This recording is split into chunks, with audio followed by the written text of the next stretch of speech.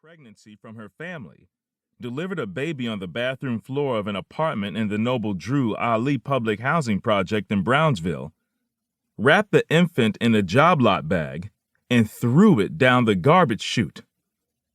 A few hours later, MacArthur Williams, the building's maintenance man, pushed a button to activate the trash compactor when he heard a high-pitched cry, like somebody fighting for life, he said.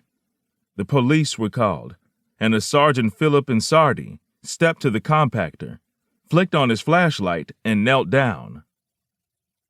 I saw two toes pointing at 2 o'clock, the bottom of its feet facing me, under a double-page newspaper, he told Iglesias.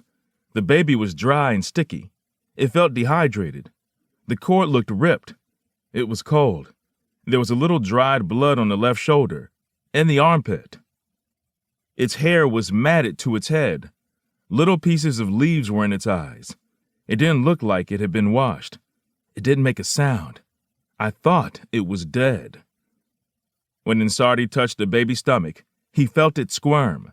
He removed his jacket, wrapped the infant in a sleeve, and carried him to an ambulance. Shakur couldn't believe what he was reading.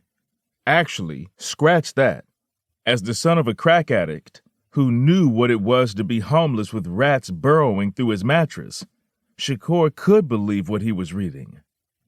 He sought out pen and paper and returned to his trailer. "I need a half hour," he said to a PA. Alone. Upon emerging, Shakur handed a piece of notebook paper to Omar Epps, his 17-year-old co-star. In blue ballpoint pen, with his trademark neat handwriting, the words soared from the page. She didn't know what to throw away and what to keep. She wrapped the baby up and threw him in a trash heap. I guess she thought she'd get away, wouldn't hear the cries. She didn't realize how much the little baby had her eyes. He named the song, Brenda's Got a Baby. 7 months later, Tupac Shakur's debut album, Tupacalypse Now, hit stores and received a fairly muted reception from the hip-hop universe. There are 13 tracks, 12 of which failed to resonate on a national level. Yet something about Brenda's Got a Baby stuck. To this day, the opening line, "I hear Brenda's got a baby, but Brenda's barely got a brain," is widely recognized. It is not merely a song, but Shakur screaming, "Fucking pay attention." With the exception of hip-hop diehards, however, few were ever made aware of the story behind the story. To most listeners, Brenda is a fictional character, and as the years passed and Tupac Shakur rose from star to superstar to, in the aftermath of his 1996 murder, icon, curiosity about the song largely faded. With so much to discuss, why bother with a 30-something-year-old tune?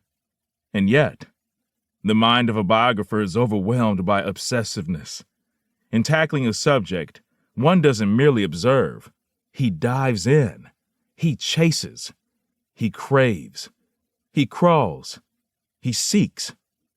It is never enough to know that Martin Luther King smoked cigarettes. No. The biographer needs to know he smoked Kents and L&Ms, as Jonathan Eig wrote in King, A Life.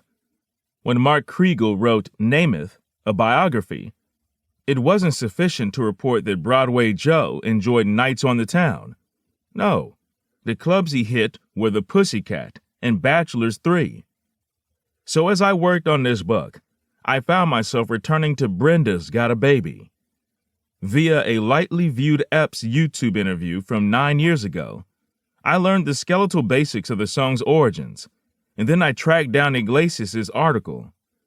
What continued to gnaw at me, though, was the fate of the baby and of Brenda.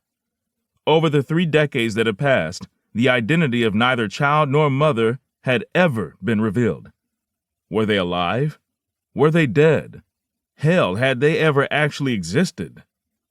Thanks to the good fortune of having attended Mahopac, New York, high school in the late 1980s, I knew Michelle Soley, a former classmate and one of America's outstanding researchers.